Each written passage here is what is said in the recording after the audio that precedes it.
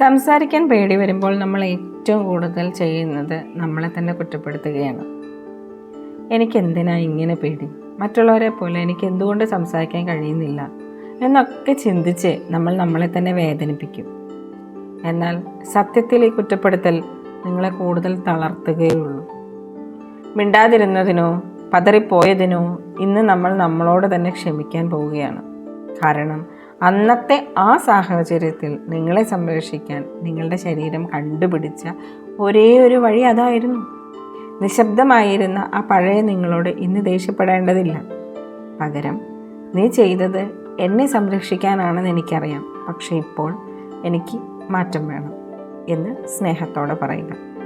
സ്വയം സ്നേഹിച്ചു തുടങ്ങുന്നതിടത്താണ് യഥാർത്ഥ ആത്മവിശ്വാസം ജനിക്കുന്നത്.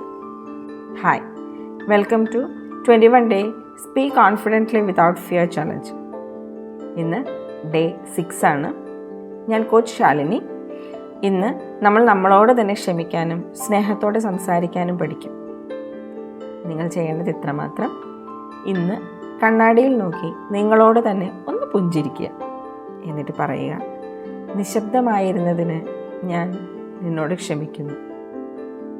നമ്മൾ പുതിയൊരു തുടക്കത്തിലാണ്. ഇനി നിങ്ങൾ നിങ്ങളോട് തന്നെ ഏറ്റുപറയേണ്ട അഫർമേഷൻസ് ആണ്. ഞാൻ എന്നെ തന്നെ പൂർണ്ണമായി അംഗീകരിക്കുകയും സ്നേഹിക്കുകയും ചെയ്യുന്നു. കമൻ്റ് ചെയ്യേണ്ടത് സെൽഫ് ലവ് എന്നാണ്.